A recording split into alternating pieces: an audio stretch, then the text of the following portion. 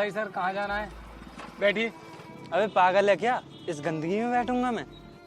साहब ऐसा मत बोलिए, इसी के सहारे अपनी जिंदगी चलती है। अबे लेकिन ये धोया कब से नहीं है तूने? कम से कम 2 बाल्टी पानी तो मार लेता। अरे साहब आप बैठिए तो सही, सुबह ही धोकर लाया हूँ मैं इसको। क्या धोने के बाद भी इतना गंदा लग रहा है? अबे क्या गंदे नाले की पानी से धोकर लाया है इसे? साहब ये रिक्शा पुराना हो चुका है, अब कुछ ही दिनों में नया रिक्शा ले लूंगा। तेरे इस रिक्शा में जाने से अच्छा तो मैं पैदल ही निकल जाऊंगा। अब खड़ा खड़ा मेरा मुंह क्या देख रहा है? चल निकल यहाँ से।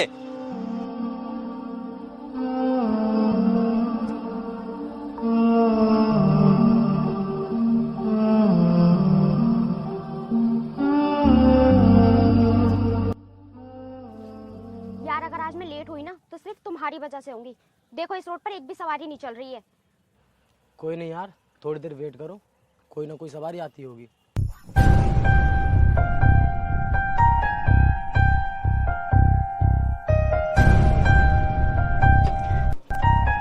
हाँ जी मैम साहब, कहाँ जाना है आपको? बैठ जाइए, बहुत मेहरबानी होगी आपकी, क्योंकि सुबह से मेरे लिए कोई भी ग्राहक नहीं मिला है। मिलेगा भी कैसे? अपनी रिक्शा की हालत तो देख, ऐसा लग रहा है जैसे कबाड़ खाने से उठाकर लाया है।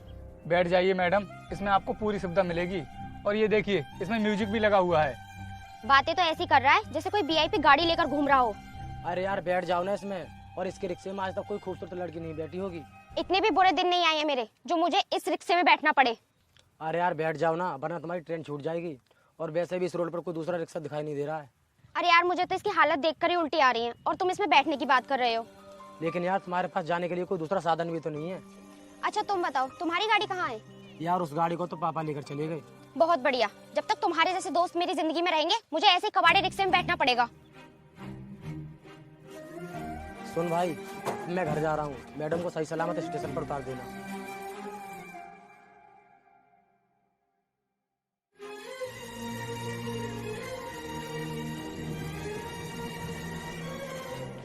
ओ माय गॉड, कितनी बदबू आ रही है इसमें से। चल बे चल, जल्दी लेके चल इस रिक्शे को, मैं इसकी बदबू ज्यादा देर तक सहन नहीं कर पाऊंगी। ठीक है मैम साहब, अभी लेकर चलता हूँ। और देखो कितनी गर्मी लग रही है इसमें, एसी वेसी नहीं लगवा सकते हो? अरे मैम साहब, ऐसे रिक्शा में एसी नहीं लगवाई जाती, ये तो खुला हुआ होता है। और वैसे भी इतनी कमाई नहीं होती कि सही से घर का खर्चा उठा सकूं। और मैडम आप एसी लगवाने की बात कर रही हो। तुम गरीबों की यही प्रॉब्लम रहती है कि तुम हर समय पैसों के लिए ही रोते रहते हो। अरे कब तुम्हारी कंगाली खत्म होगी?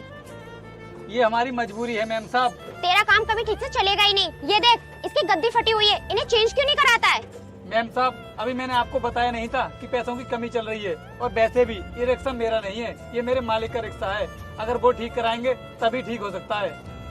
रिक्शा रोक, यही रोक ले। क्या हुआ मैम साहब? मुझसे इसकी बदबू सहन नहीं हो रही है, मैं स्टेशन खुद चली जाऊंगी। लेकिन मैम साहब कुछ ही दूर तो है स्टेशन, आप बैठ जाइए प्लीज। मैं पैदल जाना पसंद करूंगी, लेकिन इसमें कुछ देर और बैठी तो मैं इसकी गंदी बदबू से बेहोश हो जाऊंगी। तो ठीक है मैम साहब, जैसी आपकी मर्जी, आप मेरे पैसे दे दीजिए। कितने हुए जल्दी बोल, और जल्दी से अपने इस रिक्शे को लेकर निकल जा। मैम साहब 50 रुपए हुए। क्या 50 रुपए, और वो भी इस गंदे रिक्शे में बैठने के लिए? लगता है पूरे दिन का औसत मुझसे ही निकालेगा तू। मैम साहब अगर आपको यकीन नहीं होता तो आप मीटर चेक कर लीजिए, पूरे 2 किलोमीटर चला है अपना रिक्शा। अरे तुम जैसे लोग पैसा ऐंठने के लिए मीटर पहले से ही सेट करके रखते हो, मुझे तुम्हारे मीटर पे बिल्कुल विश्वास नहीं है। तो ठीक है मैम साहब, आपको जो देना है वो दे दीजिए, और वैसे भी आपकी ट्रेन छूट जाएगी। ये ले पकड़ 10 रुपए और निकल यहाँ से। लेकिन मैम साहब ये तो बहुत कम है। जितने दे रही हो उतने रख ले, वरना ये भी नहीं मिलेंगे। मैम साहब आप तो पढ़ी लिखी समझदार हो, फिर भी मेरे किराए के पैसे कम दे रही हो। ये पकड़ और अब जा यहाँ से।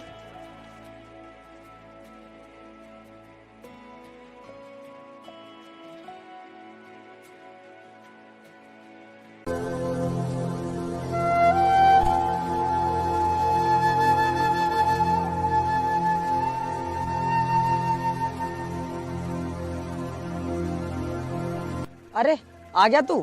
मैंने सोचा कि तू नहीं आएगा, इसलिए मैं गैरेज का ताला लगाकर घर जा रहा था। चल ला दे, आज की कितनी कमाई हुई? मालिक आज तो बिल्कुल भी कमाई नहीं हुई, एक लड़की ने सिर्फ 10 रुपए ही दिए थे। बकवास बंद कर, पूरे दिन में बस 10 रुपए की कमाई हुई है? हाँ मालिक, मुझे ग्राहक ही नहीं मिल रहे हैं। अबे रोज रोज एक ही बहाना बनाता है तू। मेरे पास 20 रिक्शे चल रहे हैं और सभी को ग्राहक मिलते हैं, तुझे क्यों नहीं मिलते? मालिक इस रिक्शा की कंडीशन इतनी खराब है कि कोई भी ग्राहक बैठने के लिए तैयार ही नहीं होता। ये तू कैसी बातें कर रहा है? आज इस रिक्शे की बदौलत से ही मेरे पास 20 रिक्शे हैं। मालिक, इस रिक्शा की कंडीशन पहले जैसी नहीं रही। आप मुझे कोई दूसरा रिक्शा दे दीजिए, ग्राहक अपने आप मिलने लगेंगे। तेरी ये चाल मैं अच्छे से समझता हूँ। तू पैसे देने की वजह से झूठ बोलता है। नहीं मालिक, ऐसी बात नहीं है, मैं झूठ नहीं बोल रहा हूँ। ये तो अच्छा हुआ कि मैंने तुझे सैलरी पर नहीं रखा, वरना तू मुझे कंगाल कर देता। अगर आपको मुझ पर यकीन नहीं है तो आप इस रिक्शा को किसी और को देकर देखिए, आपको खुद पता चल जाएगा कि इसमें ग्राहक बैठते हैं या नहीं। इसका मतलब ये हुआ कि तू मुझे एक भी पैसा नहीं देगा, सारे पैसे तू ही खाएगा। नहीं मालिक, ऐसी बात नहीं है।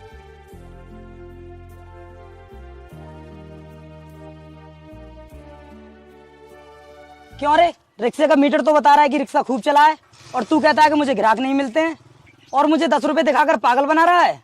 मालिक, रिक्शा तो ग्राहक ढूंढने में चला है। चल अब पैसे निकाल, बहुत बकवास कर ली तूने। कहाँ से दूं पैसे जब मेरे पास है ही नहीं? तो नाटक करता है, बेईमानी करता है। चल जा यहाँ से, आज के बाद मैं ये रिक्शा और किसी को दे दूंगा। नहीं मालिक, मेरे पास कोई दूसरा काम नहीं है, आप मुझे एक मौका और दे दीजिए। चल ठीक है, मौका तो मैं तुझे दे दूंगा, लेकिन अब तक तूने इस रिक्शे से जितनी भी कमाई की है उसकी भरपाई करनी पड़ेगी तुझे। ठीक है मालिक, मुझे मंजूर है। चल ठीक है, अब जा यहाँ से।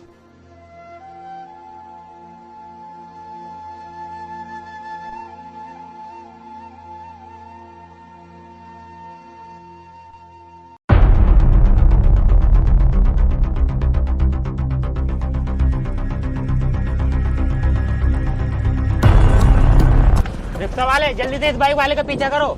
ठीक है सर, अब बैठिए, अभी करता हूँ।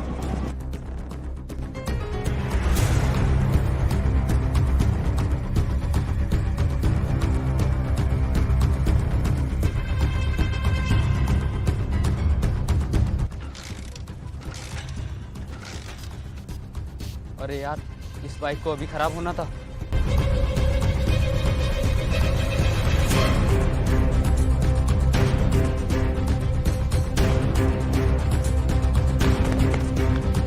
कहाँ तक भागेगा तू कानून से? कानून के हाथ बहुत लंबे होते हैं। सर, मुझे इस बार छोड़ दीजिए, मैं आगे से ऐसा नहीं करूँगा। धन्यवाद भाई आपका, आपकी वजह से मैं आज इसे पकड़ पाया हूँ। सर, मुझे बहुत खुशी है कि आप बिना पूछे ही मेरे रिक्शा में बैठ गए, वरना आज तक कोई मेरे रिक्शा में नहीं बैठता। क्या कोई भी तुम्हारे रिक्शा में नहीं बैठता? हाँ साहब। लेकिन अब तुम चिंता मत करो, अब तुम्हारे रिक्शा में बैठने के लिए हर कोई तैयार रहेगा। लेकिन कैसे? क्योंकि मैं एक पुलिस ऑफिसर हूँ और ये बहुत बड़ा मुजरिम, और कल मीडिया में ये खबर आग की तरह फैल जाएगी, और उसमें मेरे साथ तुम्हारा और तुम्हारे रिक्शे का फोटो होगा, और उसमें तुम्हारी जमकर तारीफ की जाएगी, क्योंकि इसे पकड़ने में तुमने मेरी बहुत मदद की है। ये सुन के कमिश्नर साहब बहुत खुश होंगे, और हो सकता है कि तुम्हें कमिश्नर साहब के द्वारा कुछ इनाम भी मिल जाए। सर, आपका बहुत बहुत धन्यवाद, आप मेरे लिए भगवान के समान हो। चलो ठीक है, मुझे पुलिस स्टेशन तक छोड़ दो। आइए साहब।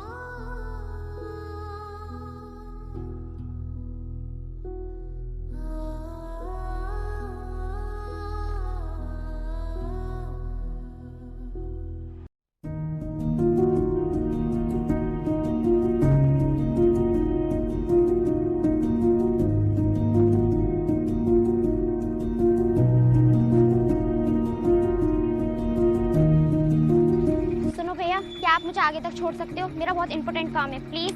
नहीं मैम साहब, आप जैसी लड़कियों का क्या भरोसा। हो सकता है आप घर से भाग कर आई हो, तुम्हारे चक्कर में मैं बेवजह फंस जाऊंगा, इसलिए मैं तुम्हें आगे नहीं छोड़ सकता। अरे भैया, आप ये कैसी बातें कर रहे हो? मैं घर से भाग कर नहीं आई हूँ, मुझे बहुत जरूरी काम है, इसलिए जाना है। नहीं मैम साहब, आप कोई और गाड़ी देख लीजिए, मैं जा रहा हूँ। अरे भैया, पहले मेरी बात तो सुनिए। हेलो भैया, सुनिए तो प्लीज।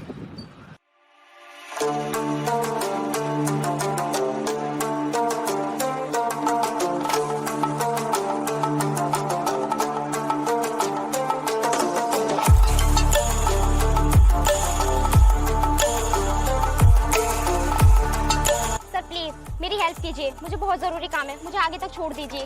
कुछ तो बोलिए सर, मेरे दोस्तों ने भी मुझे धोखा दे दिया है और मेरा पर्स भी चुरा लिया है। सर प्लीज, मेरे पास पैसे भी नहीं है और मेरी कोई हेल्प करने के लिए तैयार भी नहीं है।